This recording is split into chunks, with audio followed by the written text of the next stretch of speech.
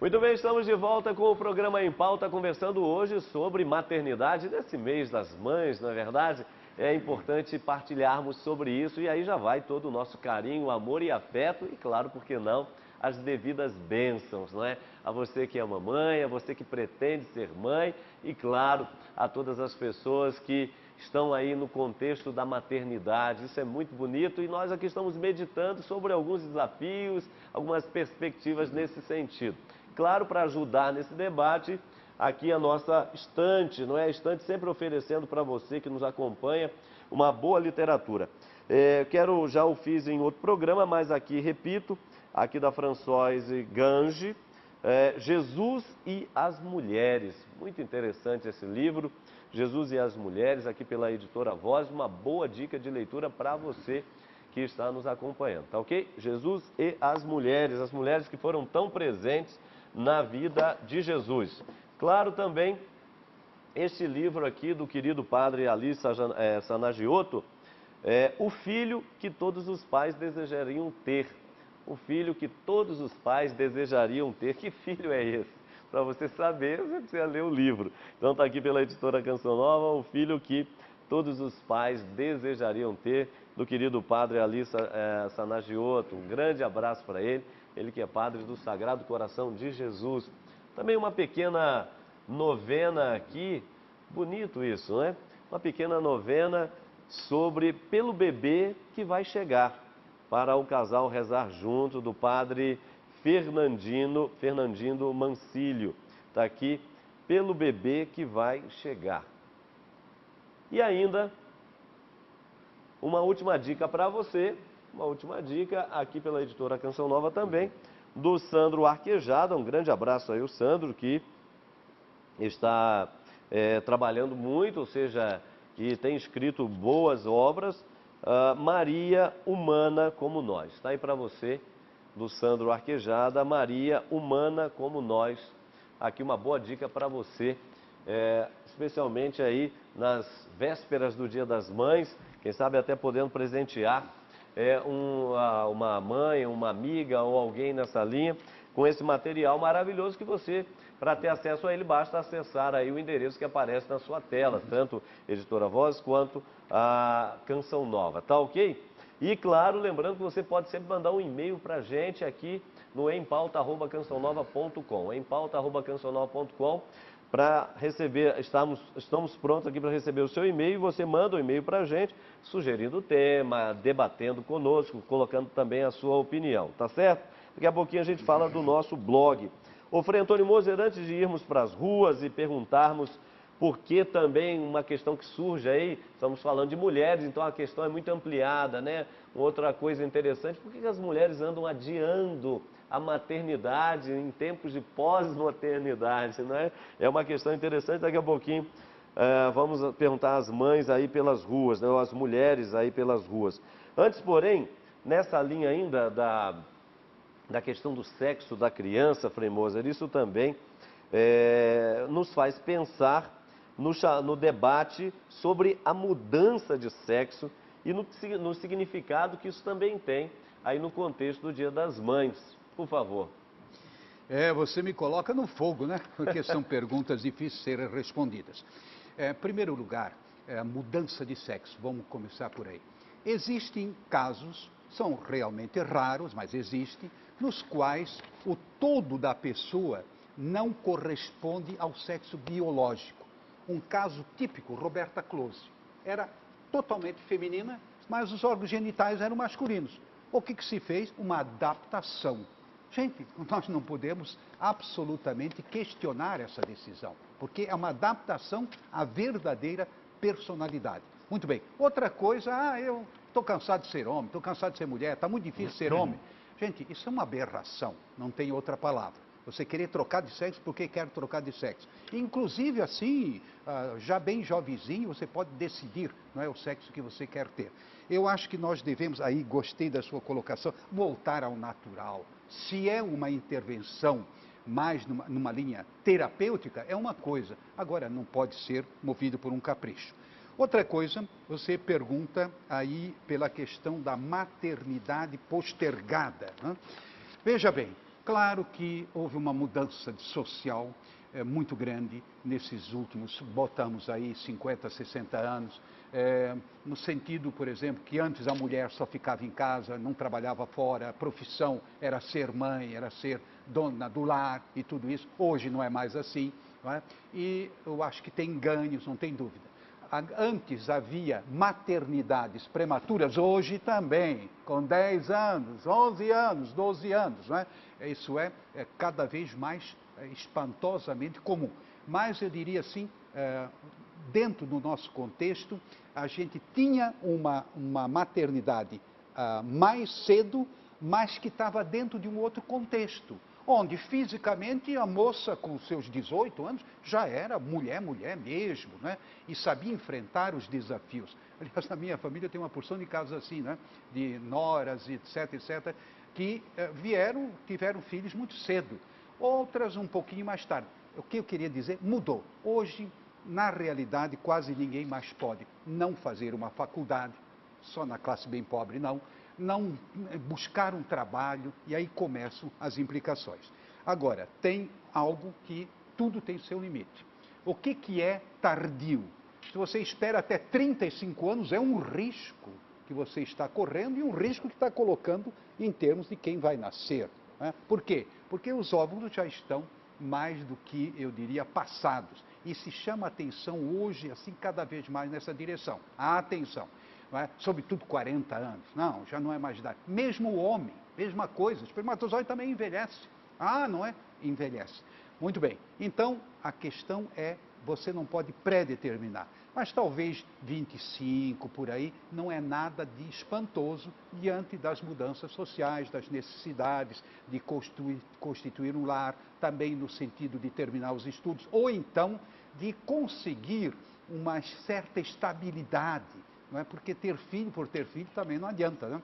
E até pelo contrário.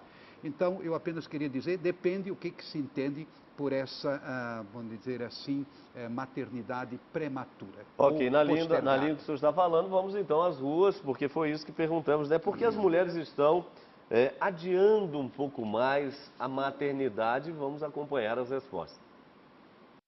Por causa da vida profissional, né? O pessoal tá dando mais atenção a isso. Eu não acho que esteja adiando, não. Não. Talvez um pouco aí pela situação econômica que o país atravessa, né? Dificuldade de emprego, não é? Baixo rendimento. Tudo isso contribui, né? Acredito que no mundo de hoje está difícil ter filho e criar filho.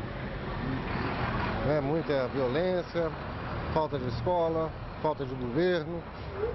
Isso. Não sei, nunca parei. Eu nunca quis ter filho, eu não sei. Talvez pela consequência do alto preço do custo de vida. Isso é acho que um dos fatores.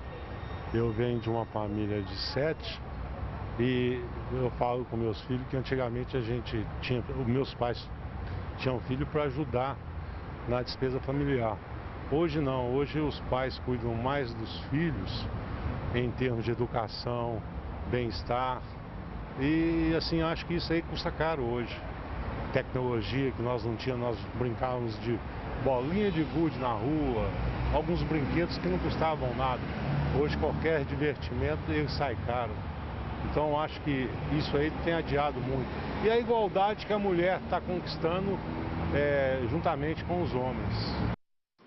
Do ponto de vista psicológico, doutora, que outros elementos podem, além da opinião das pessoas, e que é absolutamente respeitável, ser acrescentado, ou ser dito, ou refutado aí?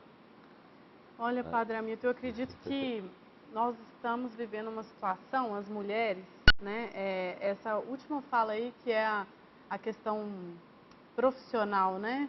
O mercado de trabalho ele está bem difícil para as mulheres serem mães e continuarem a trabalhar da forma que o mercado exige, né?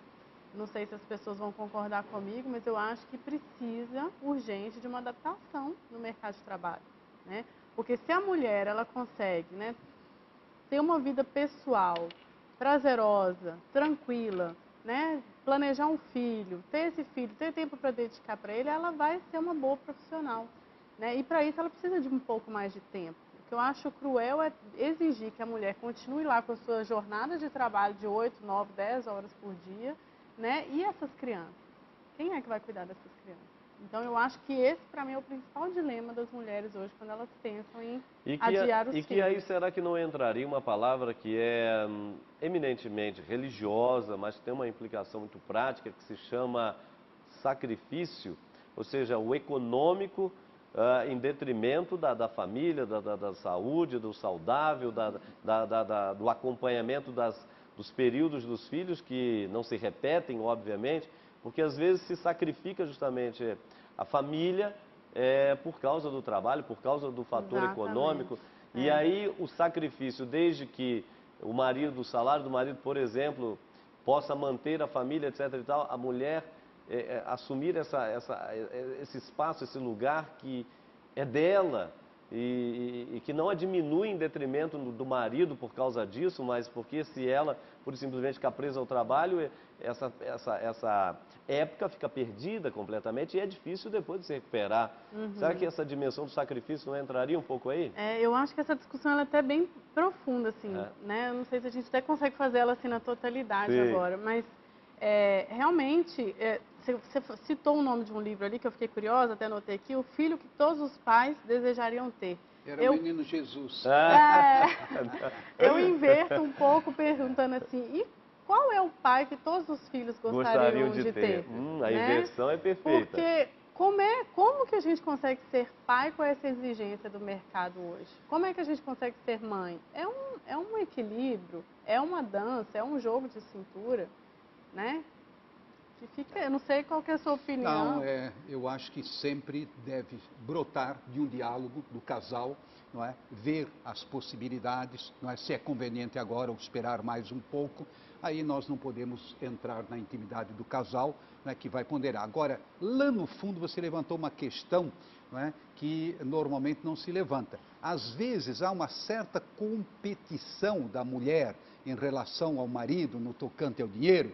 É a sua autonomia, justa autonomia, eu acho que deve ter, sem dúvida. Mas assim aí eu vou perder a minha autonomia, eu vou ficar dependente do meu marido, que muitas vezes com tanta facilidade depois, vamos dizer, se separam, e daí como é que eu fico? É uma grande interrogação. Ou seja, ser pai, ser mãe é uma responsabilidade. Porque é um drama, Frei Moser e doutora Letícia, que muitas famílias hoje enfrentam. Nós estamos falando de mulheres, mas aqui a coisa tem que ser largada em nível de família. Eu sempre cito um caso, já o fiz aqui outras vezes durante o programa em temas similares, mas que é muito pertinente nesse sentido. Uma vez um casal chegou para um sacerdote e a mulher absolutamente em crise.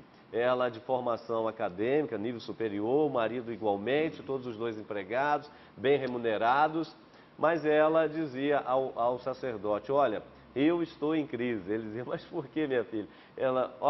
Ela falou, como diz o bom mineiro, olha para você ver, né? Então ela dizia, olha para o senhor ver, eu chego em casa depois de um dia intenso de trabalho e qual é a boa esposa que não quer cuidar da sua casa, preparar uma comidinha para o seu esposo, num contexto bonito, saudável, normal. E ela entrava em crise porque ela dizia, olha, eu chego em casa cansada, estressada e etc., quero arrumar minha casa, quero fazer uma comida para o meu esposo e não dou conta. E aí vem a questão, ela dizia, se eu não estou dando conta de cuidar da minha casa, nós agora estamos pensando em ter filhos. Como é que eu vou fazer então quando vier a criança? Claro, será meu filho ou serão nossos filhos, nossos de fato, ou quem sabe da empregada, da minha mãe que vem cuidar. Quer dizer, é uma coisa muito delicada, né? É verdade. E aí tem uma discussão do feminismo mesmo, né? Que assim, que a mulher vem conquistando esse espaço e às vezes ela deixar de trabalhar, por exemplo, para cuidar dos filhos, se isso for uma opção dela consciente, fundamentada, né? Não vejo demérito nisso. E nem o contrário também, né? Se for discutido entre o casal e ser bem conversado. Tá certo. Frei Moser, um ponto bastante interessante, assim, um tanto polêmico e muito atual, porque nós estamos falando aqui no contexto de sociedade pós-moderna, que é a questão tão antiga e sempre nova das chamadas barrigas de aluguel. Barriga de aluguel, que é uma expressão aparentemente chocante, já virou até tema de novela no Brasil, mas que vem impondo aí, vem se impondo realmente como um fato inegável. A questão que se coloca é a seguinte: até que ponto esta barriga de aluguel que hoje se amplia, hoje, por exemplo, você tem duas mulheres, no caso da homossexualidade, presente na sociedade, buscando seu lugar, como há pouco nós falamos. Então, duas mulheres, por exemplo, que querem ter filhos, ou dois homens que querem ter filhos, e aí a mulher, no caso da mulher, obviamente, que é mais fácil, porque ela pode ter relação com um homem, vai ficar grávida, e a outra vai ser uma espécie de marido e assim por diante. E o homem, ele vai ter que buscar, aí no caso, uma adoção, obviamente, a menos que ele faça e a mulher concorde depois apenas em emprestar a barriga e devolver o filho para ele depois. Quer dizer, em termos de sociedade, Frei Moza, que repercussão isso pode ter? E também em termos teológicos, como é que o senhor verifica essa questão? Olha, eu não verifico. Eu diria o seguinte: não dá nem para entender. Não é? Não dá nem para entender. Em primeiro lugar, se dois homens querem viver juntos, são adultos, você não tem o que observar e tem que reconhecer. E o Papa Francisco, nesse particular, ele foi muito claro não, temos que respeitar a opção, tudo bem. Agora, outra coisa é adotar uma criança. E outra coisa ainda é servir-se de explorar o seio de uma mulher, não é? No caso aí. Ou então, digamos, você acaba, diria assim, levando a condição humana a um paralelo com a reprodução animal. No fundo é isso. Não é? Animal você faz enxerto, você faz de tudo. Agora, quando se trata de seres humanos, eu acho que aí os que estão vivendo, não é, como marido e mulher, ou seja, homossexuais, masculino ou feminino, não é? No caso ali, eu diria o seguinte: ao menos que deixe a natureza, né, seguir o seu curso. O normal é que a mãe seja realmente mãe e não apenas seja explorada. No fundo é isso mesmo, explorada. Mesmo que não seja financeiramente, mas quantos problemas vão passar essas crianças depois nessa condição? Eu acho que isso aí realmente é algo de muito sério. Olha, você que está nos acompanhando está percebendo, nós estamos diante de novos paradigmas, não é? Não estamos aí vivendo momentos nada muito fáceis, ou seja, a vida real, a vida normal, ela vai ficando cada vez mais complexa. Mas para tudo tem uma palavra, para tudo tem uma reflexão, com certeza. E vamos continuar a nossa aqui e no terceiro bloco. Vamos dar então agora a nossa segunda paradinha e daqui a pouquinho estaremos de volta com o programa Em Pauta para o nosso último bloco. Não saia daí.